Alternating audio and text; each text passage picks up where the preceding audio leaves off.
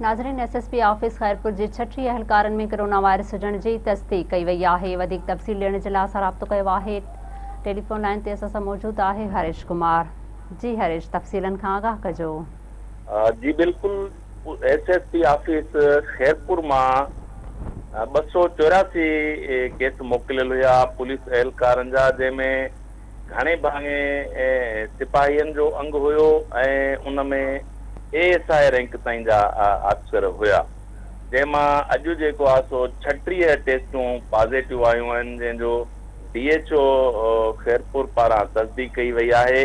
ऐं मां तव्हांखे इहो ॿुधाईंदो हलां त अॻूणो जेको डिप्टी कमिश्नर मोहम्मद नईम सिंधु हुयो, उन पारां जेको आहे सो खैरपुर ज़िले में कोरोना वायरस जे वधंदड़ केसनि बाबति जेको आहे सो जिलानी मोहल्लो खे सील कयो वियो हो, कुंभ में हिंदू मोहल्लो खे सील कयो वियो हुयो ऐं गंबट में शेख मोहल्लो ऐं गरीबाबा जा इलाइक़ा शामिल हुया, जिन खे सील कयो वियो हो। पर हिन वक़्तु जेका कंडीशन आहे उहे सील थियल इलाइक़ा जेके आहिनि से खुलियल आहिनि ऐं कोरोना वायरस जे हवाले सां एसओपी ते अमल कोन पियो थिए ऐं माण्हुनि जी जेका बाज़ारनि में ऐं रश आहे। ऐं मां तव्हांखे इहो बि ॿुधाईंदो हलां त होटल जेके आहिनि बाईपास जा ऐं जेके मुख़्तलिफ़ शहरनि में जेके वॾा होटल आहिनि उन्हनि ते पाबंदी हुजण जे बावजूदि उहे खुलियल आहिनि ऐं उन जे करे जेको आहे सो कोरोना जा केसिस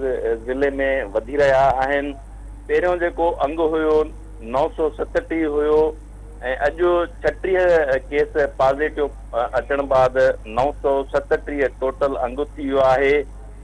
ऐं इन में इहो बि मां ॿुधाईंदो हलां त लीगल ब्रांच जेको आहे उन जा जेके पुलिस एहलकार ऐं उन जा जेके एआईसीज़ एएस जेको आहे ताईं मौजूदु आहिनि ऐं जेके पॉज़िटिव केसनि में आया आहिनि। तव्हांखे इहो बि ॿुधाईंदो हलां त अॻूणो डीएसपी हेडक्वार्टर मेहदी रज़ा आराई, उहो बि एसएसपी ऑफिस में हुयो, उनखे बि जेको आहे सो पॉज़िटिव केस अची वियो। हाणे उहो जेको आहे सो नेगेटिव थी वियो आहे ऐं जेके टोटल अंग मां तव्हांखे ॿुधायो 973, इन मां बि असांजी डीएचओ सां जॾहिं ॻाल्हि ॿोल थी आहे त इन में बि उन्हनि जो चवणु हो त जेके आइसोलेट कया विया आहिनि उन्हनि में नेगेटिव केस अचणु शुरू थी विया आहिनि।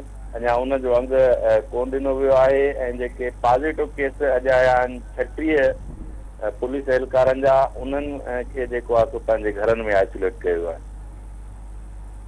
हरीश कुमार, अवां जी महिरबानी।